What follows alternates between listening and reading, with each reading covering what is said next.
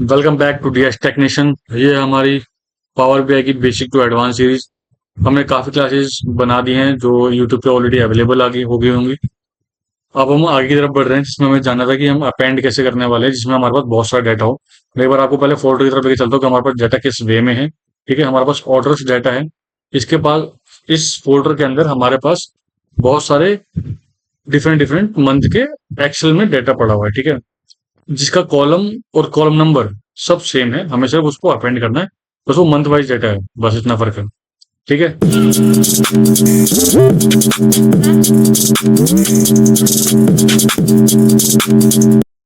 इतना समझ में आया। लेट्स बिगिन किया समझ। इसको कैसे करेंगे हम ये समझते हैं। अभी तक आपने देखा होगा हमारी पिछली पुरानी वीडियोस में हमने अभी तक सिर्फ एक ही एक्सेल से या फिर एक ही जगह से डाटा सोर्स से कनेक्टिविटी बनाई थी और एक ही एक्सेल को हमने इंसर्ट किया था अपने पावर बीआई की फाइल के अंदर। ठीक है, अब हमारे पास क्या है, एक फोल्डर है, उस फोल्डर के अंदर डिफरेंट डिफरेंट मंथ्स की फाइल है। अब हमें उसे कैसे इंपोर्ट करना है वो हमें ये देखना है। इसको सीखते हैं। ये अब बिल्कुल बेसिक चल रहे हैं, अभी हम बहुत सिंपल सिंपल से स्टेप्स हैं जो हमें देखने हैं, जो हमें आगे जाके बहुत काम आने वाले हैं। Correct, let's begin. अब इसके लिए मेरे पास क्या क्या ऑप्शन है पहले मैं देख लेता हूँ। मेरे पास सबसे पहला ऑप्शन है गेट डेटा। ये मैं आपको पहले ही वाली बिल्कुल फर्स्ट क्लास में बता चुका हूँ ऑलरेडी। अगर आपने वो वीडियोस नहीं देखी तो प्लीज जाके एक बार वो वीडियोस स्क्रैच से देखो, जिससे आपको पता लगे कि हम क्या क्या स्टेप ले चुके हैं, क्या क्या लेने हैं और कैसे कैसे ले रहे हैं। करेक्ट, ठीक है। अब मेरे पास गेट डेटा का ऑप्शन आ रहा है, मैं इस पर मोर पे क्लिक करूंगा। मोर पे क्लिक करने के बाद अगर मेरा ऑलरेडी वैसे तो बाय डिफॉल्ट है, अगर ऑलरेडी ऑल पे सेलेक्ट है तो यहाँ पे मुझे दिख जाएगा फोल्डर। बट लेट्स से कि मैंने कहीं और क्लिक कर दिया बाई चांस। ठीक है, तो या तो मैं नॉर्मल यहाँ पे फोल्डर लिख दूं तो भी वो आ जाएगा, या फिर नॉर्मल में चले जाऊं ऑल पे, और ऑल पे ही मुझे दिख जाएगा फोर्थ या फिफ्थ नंबर पे फोल्डर के नाम से। ठीक है, अब मैं जैसे ही इसे सेलेक्ट करूंगा, करेक्ट करूंगा, ये मुझसे पूछ रहा है कि आपके फोल्डर का पाथ क्या है। अब दो ऑप्शन है, या तो मैं जाऊं और ब्राउज करूं, या फिर मैं अपना पाथ यहाँ पे आऊं, ये जो पाथ है सिर्फ कॉपी कर लूं और वो दे दूं। मेक श्योर आप फोल्डर के अंदर होने चाहिए, फोल्डर के बाहर नहीं। मैं एक बार दोनों के साथ कनेक्टिविटी बना के दिखाता हूँ आपको। तो मैंने कॉपी करा कंट्रोल ची से, यहाँ पे आके बाद मैंने कंट्रोल की वी कर दिया, कंट्रोल वी, और ओके कर दिया। लेट्स सी, देखो यहाँ पे मुझे मेरी चारों की चारों फाइल दिख गई हैं। ठीक है, मैं इसे कैंसिल कर रहा हूँ, दोबारा जा रहा हूँ यहाँ से ऑल पे। ये ऑल पे आ गया, मैंने फोल्डर सेलेक्ट किया, कनेक्ट पे क्लिक करा। अब ये दोबारा उसी जगह पे आ गया जहां से हमने शुरू किया था। मैंने पहले किया था यहाँ से पाथ कॉपी करके, दूसरी जगह मैं खुद से जा रहा हूँ पूरे फोल्डर के अंदर, ताकि मैं बता सकूं कि हम गए कैसे कैसे गए थे। डिस्क पीसी, ये मेरा पाथ है, हो सकता है आपका कुछ और हो, है ना। ऐसा नहीं है कि मैंने अगर यहाँ फाइल रखी तो आपका पाथ सेम ही होगा। लुक अगेन सेम पाथ तक आ गए हम, और मैंने ओके किया और ये आगे हमारी फाइल। ठीक है, अब इसको थोड़ा समझते हैं कि ये है क्या।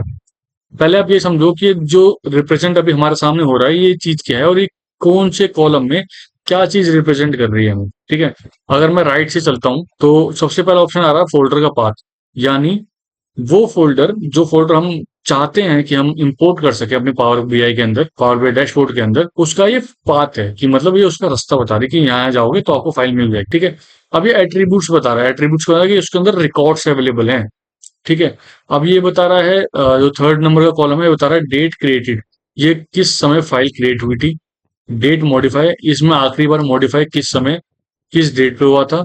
और ये डाटा एक्सेस, आखिरी बार इसके अंदर डाटा एक्सेस कब किया गया था। ऑल दो लगभग लगभग नियर बाय डेट है ये, बट डाटा जब प्रिपेयर हुआ है उस हिसाब से अकॉर्डिंग है ये। ठीक है, इसको आप पूरी तरह इग्नोर कर सकते हो। अब बता रहा है एक्सटेंशन।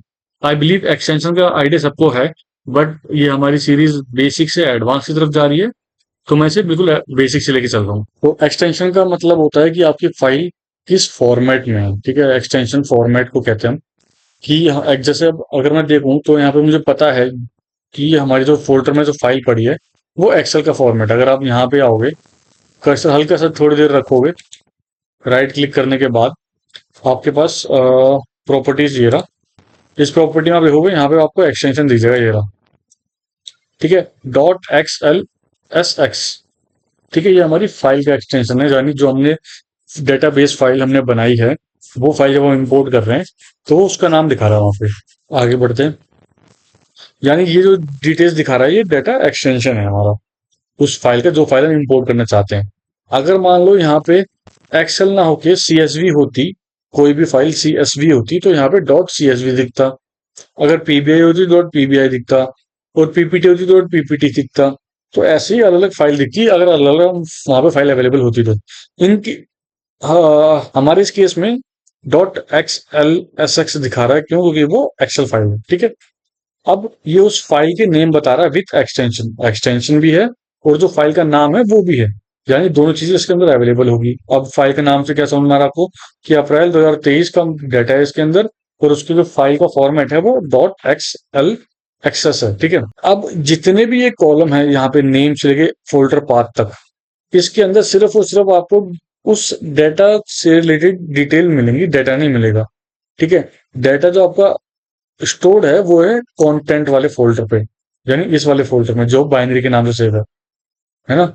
इसके अंदर आपकी सारी डिटेल स्टोर्ड होगी। अभी ये सिर्फ बाइनरी में इसलिए दिखा रहा है, क्यों? क्योंकि वो फाइल जो है बाइनरी में नहीं है, बट वो फाइल सिर्फ बाइनरी में दिख इसलिए रही है क्योंकि वो डाटा बड़ा है, तो उसे वो छोटे में करके दिखा रहा है, ठीक है। अब आगे बढ़ते हैं, इतना बड़ा पोर्शन हमें समझ में आया। अब हम आगे बढ़ते हैं कॉम्बिनेशन, कंबाइन की तरफ। कंबाइन हमें नहीं करना है, क्योंकि अगर मैंने ये कंबाइन कर देना तो वो इसको कंबाइन करेगा, ना कि हमारे एक्सेल के अंदर के डेटा को।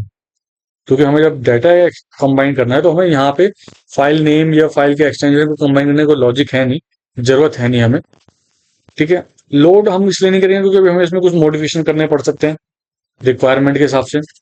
मैं कहता हूँ मुझे कॉलम ऐड करना है, मुझे बाकी चीजें करनी है, मुझे कोई मॉडिफिकेशन करनी है, तो मैं अभी लोड तो नहीं करने वाला। कैंसिल मैं करूंगा नहीं, क्योंकि अगर मैंने कैंसिल किया तो दोबारा वो स्टेप तक पहुंच जाऊंगा। तो मेरे पास ले दे के ऑप्शन बचता है ट्रांसफॉर्म डाटा, और ट्रांसफॉर्म डाटा कोई ऑप्शनल नहीं है, ये एक रिक्वायरमेंट है कि भाई मुझे मेरे डाटा उतना क्लीन नहीं लग रहा जितना क्लीन होना चाहिए, तो मैं उसे क्लीन करने के लिए ट्रांसफॉर्म डाटा में जाऊंगा और उसे ट्रांसफॉर्म कर दूंगा। मैं ट्रांसफॉर्म पे क्लिक करता हूँ। अब एक पावर क्वेरी का ओपन होगी हमारी।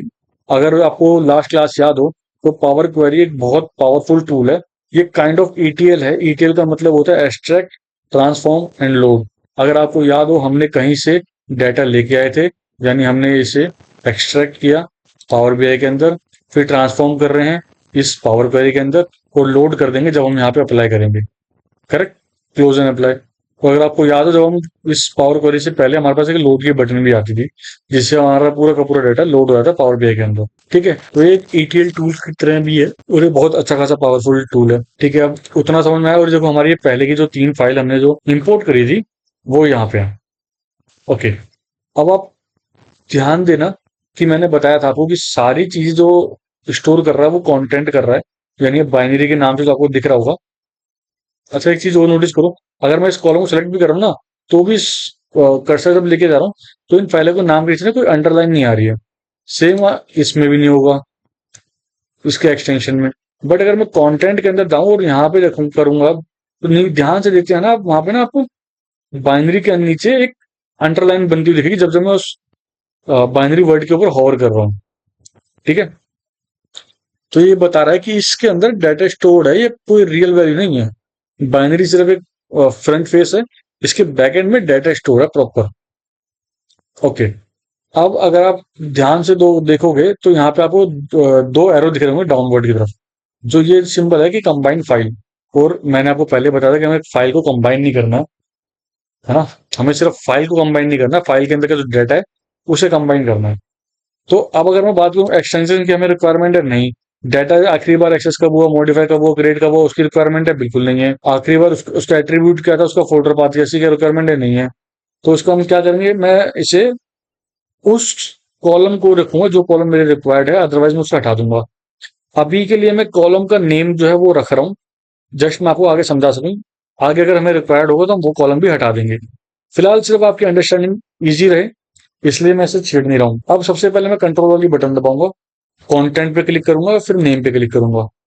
इससे क्या होगा, अगर मैं कंट्रोल की बटन दबा के कोई सेल या कोई कॉलम सेलेक्ट करता हूं तो वो दोनों एक साथ सेलेक्ट होंगे। अगर मैं एक एक करके करूंगा विदाउट कंट्रोल की बटन दबाए तो वो उसे सेलेक्ट नहीं करने देगा एक साथ दोनों को, किसी एक को सेलेक्ट करने देगा फिर वो, ठीक है। अब मैंने दोनों को सेलेक्ट कर लिया, राइट क्लिक करूंगा कहीं पे भी और रिमूव अदर कॉलम पे क्लिक कर दूंगा। रिमूव अदर कॉलम पे क्लिक करा, अब आप देखो बाकी सब हट गया। आई थिंक ये फोल्डर बात नहीं हटा, कोई बात नहीं, इसे भी रिमूव कर देते हैं और खत्म, ठीक है। अब मेरे पास सिर्फ 2 कॉलम बच रहे हैं, एक कंटेंट और एक नेम। इतना समझ में आया अभी तक? बहुत बढ़िया। अब आप गौर से देखो कि अगर मैं अभी भी इस पे होवर कर रहा हूं तो अभी भी फाइल कंबाइन करने को बोल रहा है, कुछ नई चीज नहीं हुई है अभी तक। ठीक है। तो इसके लिए हम क्या कर सकते हैं, इसके लिए हम ये कर सकते हैं कि इस कंटेंट को मैं चाहता हूँ हटा दूं, और जो रियल लाइफ का डाटा है, आई मीन जो रियल डाटा है, वो यहाँ पे विजिबल होने लग जाए। अब इसके लिए क्या करना पड़ेगा, इसके लिए हमें एक कॉलम बनाना पड़ेगा। उस कॉलम के अंदर हमें एम लैंग्वेज लिखनी पड़ेगी, ठीक है, और उस एम लैंग्वेज से हम आगे बढ़ेंगे। फिलहाल एम लैंग्वेज बहुत हार्ड नहीं है, बस लॉजिक है उसके अंदर। मुझे भी बहुत अच्छे से नहीं आती है वो, बट इतनी आती है कि मैं उससे काफी अच्छे से कर पा रहा हूँ। ओके, तो मैं ऐड कॉलम पे क्लिक करूंगा। कॉलम फ्रॉम एग्जाम्पल मैं ये अभी यूज नहीं कर रहा हूँ। ये काइंड ऑफ फ्लैश फिल की तरह काम करता है एक्सेल में। अगर आप लोग हमारी एक्सेल की सीरीज फॉलो कर रहे होगे तो आपको वहां पे पता लग जाएगा कि फ्लैश फिल कैसे काम करता है। इवन हमने उसकी रील और स्टोरी भी डाली हुई है। कस्टम कॉलम के नाम से कॉलम को मैं यहाँ पे इनपुट लूंगा, और यहाँ पे मैं उसको क्या नाम रखना है वो नाम रख सकता हूँ। लेट्स से मैं कहता हूँ टेबल, ठीक है। अब अगर आप यहाँ पे आओगे, इतना आगे हो गए, आप लोगों को अगर इतना कुछ समझ में आया और आप हमारे साथ अभी तक बने हुए हो, तो प्लीज इस वीडियो को लाइक करके कमेंट करके जरूर बताना कि आपको हमारी वीडियो कैसी लग रही है और समझ आ रहा है या नहीं आ रहा है। कोई पॉइंट ऐसे जो हमसे मिस हो रहे हो, जो आपको लगता हो कि ये बताना इंपॉर्टेंट है, प्लीज वो भी कमेंट करके जरूर बताइएगा हमें। हमारे चैनल को सब्सक्राइब कर लो इंस्टाग्राम पे और यूट्यूब पे। तो मेरे को इसके लिए क्या लिखना पड़ेगा, एक्सेल की मेरे पास नोटबुक है, हम एक्सेल के ऊपर काम कर रहे हैं, तो ये एक्सेल के लिए है, एक्सेल वर्कबुक। मेक श्योर अगर ये एक्सेल है तो एक्सेल, अगर मैं मान लो लेट्स से कि मैं कह रहा हूँ सीएसवी है फाइल, ठीक है, तो सीएसवी डॉक्यूमेंट हो गया, ठीक है। सेम चीज अगर ये एक्सेल है तो मैं एक्सेल लिख रहा हूँ फिलहाल, एक्सेल वर्कबुक। फिर मैं ब्रैकेट ओपन करूंगा। अब अगर आप ध्यान से देखोगे तो ये कॉलम का नाम जो नेम है ना, कंटेंट है, और कंटेंट का मतलब होता है जिस चीज के अंदर वैल्यू स्टोर्ड हो। तो मैं यहाँ पे कंटेंट लिखता हूँ, और देखो कंटेंट आ गया, पहला ही जो ऑप्शन आ रहा है कंटेंट है। मैं टैब की बटन दबाऊंगा, वो उसे सेलेक्ट कर लेगा। अगर मैं इस पे ब्रैकेट क्लोज नहीं करूंगा, वो मुझे एरर शो करता रहेगा। नीचे की तरफ देखो आप, टोकन, ये I mean close bracket expected, तो बता रहा है कि टोकन जो है एक्सपेक्ट कर रहा है कि यहाँ पे क्लोज ब्रैकेट होना चाहिए। मैं क्लोज ब्रैकेट से इसे कंप्लीट कर दूंगा। No syntax error has been detected yet, अभी तक इनको कोई सिंटेक्स का एरर इसमें नहीं मिला है, यानी हमने अभी तक जो भी राइट किया है एकदम एक्यूरेट है। टेबल हमने कॉलम का नाम रख दिया है, और मैं इसे ऑफ कर रहा हूँ। हमारे पास एक नया टेबल का नाम का कॉलम आ गया, और उसके अंदर जो टेबल वैल्यूज है वो भी टेबल के नाम से आई हैं। अब आप नोटिस करोगे कि इस कॉलम के अंदर की वैल्यूज में भी अगर मैं आप होवर करोगे तो आपको उसमें भी एक अंडरलाइन दिखेगी हर बार। अब मेरे को ये बाइनरी नहीं चाहिए, क्योंकि मैंने उसका जो कंटेंट है वो मैंने टेबल के अंदर स्टोर करवा दिया है। मैं जाऊंगा और इसे रिमूव कर दूंगा। कितना समझ में आया अभी तक? अभी हमने सिर्फ डिटेल को या फिर हमारे डाटा को पावर बी के अंदर इंपोर्ट करवाया है, उसके बाद हम मॉडिफिकेशन में लगे हुए हैं। ओके, चलो आगे बढ़ते हैं। अब अगर आप ध्यान से देखोगे, या फिर मैं से भी एक स्टेप बैक जाता हूँ। अगर आपको याद हो, हमने सीरीज शुरू करी थी, तो ये वाला जो पोर्शन था, इस पोर्शन को हम स्टेप बैक जाने के लिए यूज करते हैं। लाइक कंट्रोल जेड तो पावर क्वेरी में काम करता नहीं है, तो हम ये वाले स्टेप को जैसे हम क्रॉस क्रॉस पे क्लिक करेंगे तो एक स्टेप बैक चला जाएगा। एक स्टेप का मतलब जो भी आखिरी स्टेप हमने किया था वो। मैं एक स्टेप बैक जा रहा हूँ, रिमूव कॉलम वो करके। अब आप देखो इसके जो ये जो सिंबल बना रहा है ये, और इसका जो सिंबल बना रहा है ये, इन दोनों में डिफरेंस कितना है। ये लेफ्ट टू राइट एरो दिखा रहा है, और ये दोनों एरो डाउन है, यानी कॉम्बिनेशन का फाइल दिखा रहा है कंबाइन करने का, ठीक है। ये एक्सपेंड का दिखा रहा है, लेफ्ट से राइट, राइट से लेफ्ट, एक्सपेंड करने का साइन है ये, ठीक है। मैं इसे दोबारा रिमूव कर दे रहा हूँ रिमूव से। अब मैं डायरेक्ट एक्सपेंड पे क्लिक करूंगा। वो देखो यहाँ पे बता रहा है कि select all the columns, name, data, item, kind, hidden, ये सब कॉलम के नेम है। और यहाँ पे लिखा हुआ है use original column name as a prefix. ये पहले से डिफाइन वाले जो नेम हमने पहले से रखे हुए हैं वही चाहिए हमें, ठीक है।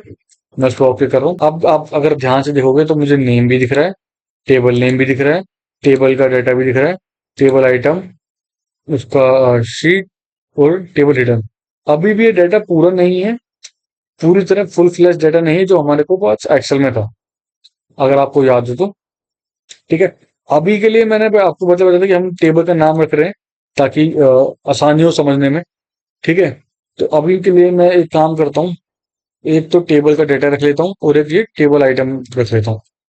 ये दो, ये वाला टेबल डाटा रखना इसलिए इंपॉर्टेंट क्योंकि यही स्टोरेज है, इसी के अंदर सब कुछ है, ठीक है। बाकी नेम की I don't required, table name I also don't required. Table item में टेबल नेम दोनों में से एक ही बात है, दोनों में रख लूँ। चलो मैं टेबल नेम और टेबल डेटा रख लेता हूँ, बाकी सबको रिमूव कर देता हूँ। रिमूव हो रहा है, वो मैंने कुछ अदर कर दिया था, मैं से कंट्रोल जेड करके कर देता हूँ। मैंने एक स्टेप बैक गया, मैं टेबल नेम टेबल डाटा को रखूंगा और रिमूव अदर कॉलम पे कर दूंगा। उसने बाकी कॉलम को रिमूव कर दिया। अब आप देखो फिर से हमारे पास एक्सपेंड करने का ऑप्शन आ गया। मैं फिर से एक्सपेंड करूंगा। अब यहाँ पे कॉलम्स आने लग गए हैं, आप अगर ध्यान से देखोगे। करेक्ट। मैं ओके करता हूँ। अब ये सारा का सारा डाटा वो डाटा है जो मेरे पास मेरी पर्टिकुलर एक्सेल्स में थे, जो अलग अलग एक्सेल में थे। हमने सारी फाइलें अपेंड कर दी हैं। मैं नीचे जा रहा हूँ ताकि मैं आपको दिखा सकूं। लेट से कब आएगा, ये रहा। अगर आप देखोगे तो यहाँ पे order ID, order date, customer ID, restaurant ID, ये सब वही डिटेल है जो पहले से अप्रैल के शीट में थी। मैं ऊपर जाता हूँ। जो चीज आ रही है आपके सामने, जो चैलेंज, नया चैलेंज आता है सबका, इतनी सारी तिकड़मबाजी करने के बाद अब आपको देखना पड़ेगा कि आपका जो पहला रो है ना, 99% चांस होता है कि वो उसे कन्वर्ट कर देगा वैल्यू में, यानी वो हेडर नहीं कंसिडर करता उसको। ठीक है। अब इसके लिए मैं क्या कर सकता हूँ, इसके लिए मैं क्या कर सकता हूँ, मैं जाऊंगा होम टैब पे।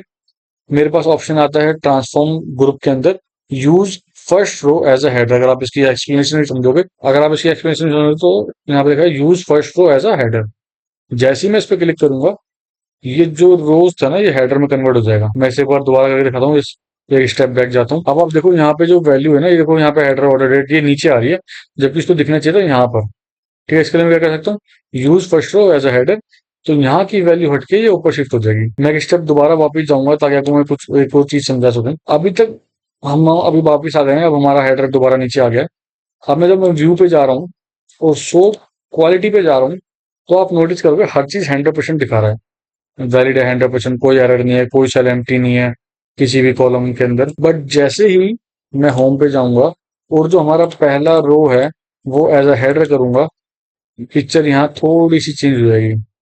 आप देखोगे कि आपको हर सेल के अंदर या फिर हर कॉलम के अंदर कुछ ना कुछ इश्यू दिखने लगेगा यहाँ पे। ठीक है। इसका क्या निवारण है, इसको कैसे सॉर्ट आउट कर सकते हैं, या ये क्यों दिख रहा है? ये इसलिए दिख रहा है क्योंकि जब हम नीचे गए थे तो अप्रैल के बाद फैब की शीट शुरू हो गई थी, और उस शीट के अंदर दोबारा से हेडर थे, यानी उस शीट के हेडर भी उसमें रिफ्लेक्ट हो रहे थे। यहाँ पर जो ये एरर दिख रहा है।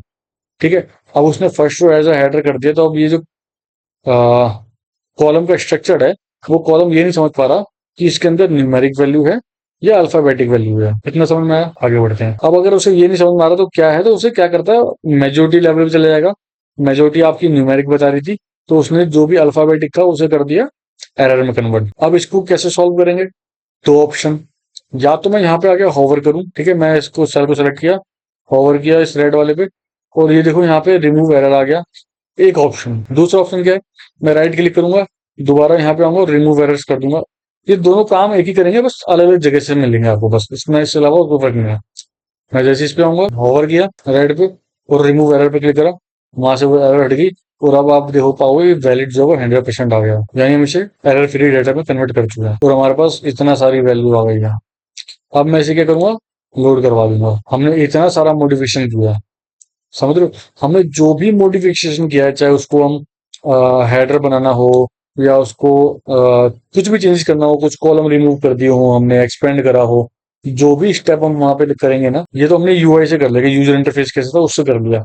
बट अगर इसकी हम कोडिंग देखेंगे तो यहाँ पे अगर आप आओगे, होम टैब में क्वेरी ग्रुप के अंदर एक एडवांस एडिटर है, जैसे ही मैं उस पर क्लिक करूंगा, ये एक एक चीज बता देगा आपको आपकी क्वेरी के रिलेटेड। जैसे कि सोर्स फोल्डर क्या था, वो बता रहा है इस पाथ से हमने फाइल उठाई थी। ठीक है। फिर अगला स्टेप क्या कहता है, हमने रिमूव अदर कॉलम्स किया था, किसको सेलेक्ट करने के बाद हमने टेबल के अंदर सेलेक्ट कॉलम किया था सोर्स का फोल्डर पाथ, जो कि हमने कंटेंट रखा था, और उसका नाम भी चेंज किया था। उसके अलावा हमने, आई मीन नाम चेंज किया था बोलने का मतलब, जो टेबल नेम है वो सिलेक्ट किया। इसके अलावा हमने सब कुछ रिमूव कर दिया। अगला क्या था, अगला दोबारा हमने रिमूव किया था फोल्डर पाथ के अंदर। ठीक है। फिर क्या किया हमने, एडिट कॉलम किया, हमने एक ऐड कॉलम किया था अगर आपको याद हो तो। ठीक है। फिर हमने रिमूव कॉलम किया, फिर हमने एक्सपेंड किया, फिर हमने रिमूव किया, फिर हमने एक्सपेंड किया, फिर हमने हेडर प्रमोट कर दिया, फिर हमने चेंज टाइप करा। चेंज टाइप तो फिर हमने नहीं किया, इसका बाय डिफॉल्ट है। फिर हमने ये रिमूव किया ऑर्डर आईडी। करेक्ट। अब ये आखिरी में हमने क्या करा, रिमूव एरर कर रहा था सबसे आखिरी स्टेप। आप अगर इधर देखोगे तो सबसे आखिरी स्टेप हमें रिमूव एरर दिखेगा। अब इस सिंटेक्स में कोई एरर नहीं है। ठीक है। तो क्यों, क्योंकि हमने यूजर इंटरफेस से किया था, हमने मैनुअली कुछ नहीं किया है। इतना समय। अब ये मेरे अकॉर्डिंग पर्सनली डाटा पूरी तरह क्लीन हो गया है। रेडी टू यूज हो गया है। बट हाँ, कुछ चैलेंजेस आते रहेंगे जिसकी वजह से हमें यहाँ पे बार बार शायद आना भी पड़े, और कुछ चीजें ऐसी होंगी जो हम वहीं पे शॉर्ट आउट कर सकते हैं। तो इतना सब कुछ समझ में आया। ऑर्डर डेटा हमें पता लग गया, उसके अलावा हमारे पास ऑलरेडी 3 फाइलें पहले से थी। अगर आपने वो लास्ट क्लास नहीं देखी तो प्लीज लास्ट क्लास को फॉलो करो, बिल्कुल स्क्रैच से चलो, ताकि आपको समझ में आए कि हम क्या कर रहे हैं, है ना। आगे ऐसा ना हो कि कंफ्यूज हो गए आपने क्या करा था पिछला, वो याद ही नहीं है। ओके, तो अब जब मुझे को सब कुछ क्लियर हो गया, मेरे लिए सब कुछ डन है, तो मैं क्या करूंगा, क्लोज एंड अप्लाई पे क्लिक कर दूंगा, और यहाँ पे इसे अप्लाई होने के लिए थोड़ा वेट करूंगा। लोड हो रहा है यहाँ पे। अगर आप कह दो, मैंने बताया था ईटीएल काइंड ऑफ टूल काम करता है। पहले एक्सट्रैक्ट करेगा, फिर ट्रांसफॉर्म करेगा, हमने ट्रांसफॉर्म कर चुके हैं और लोड कर दिया था। अब वो डाटा हमें यहाँ पे रिप्रेजेंट होने लगेगा। अब हम इसको विजिबल कैसे कर सकते हैं, ये हमारा कौन सा व्यू होता है, ये हमारा रिपोर्ट व्यू होता है, ये हमारा टेबल व्यू होता है, ये हमारा मॉडल व्यू हो गया, ये डेक्स एंड सो ऑन। मैं टेबल व्यू पे क्लिक करूंगा, मेरे पास कस्टमर की डिटेल आ गई, फूड डिटेल्स आ गई, ऑर्डर डिटेल्स आ गई, और ये रेस्टोरेंट डिटेल। ऑर्डर डिटेल हमारी वो डिटेल है जो हमने अभी अभी इनपुट किया। ये हमारा मंथ हो गया, जिसको भी हम चेंज कर सकते हैं। ये ऑर्डर आईडी, ये order date, customer ID, restaurant ID, food item, quantity, delivery status और पेमेंट मेथड। अगर लेट्स से मुझे इसका नाम चेंज करना है, मुझे मंथ करना है डबल, तो मैं इस पर डबल क्लिक करूंगा और इस पर चेंजेस कर सकता हूँ। ठीक है, मैं लेट्स से मंथ लिख देता हूँ, मंथ लिखा और एंटर मार दिया। ठीक है, जिसने चेंज कर दिया गया। इतना समझ में आया। आज के लिए फिलहाल इतना ही।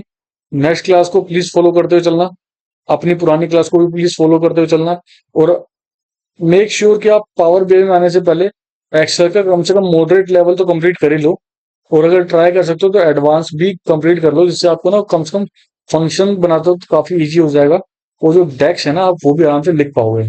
लॉजिक वही चलने वाले हैं। मैं इसे कंट्रोल एस कर देता हूँ, मैं इस फाइल को कंट्रोल एस करके सेव कर रहा हूँ, और ये सेव हो गई है। बहुत छोटी फाइल है तो पता भी नहीं लगा कि सेव हो गई है। हमारे यूट्यूब चैनल को प्लीज सब्सक्राइब कर दो, वीडियो को लाइक कर देना, कमेंट करके जरूर बताना कि आपको हमारी वीडियो कैसी लग रही है और आप किस स्टेट से हमारी वीडियो को देख रहे हो।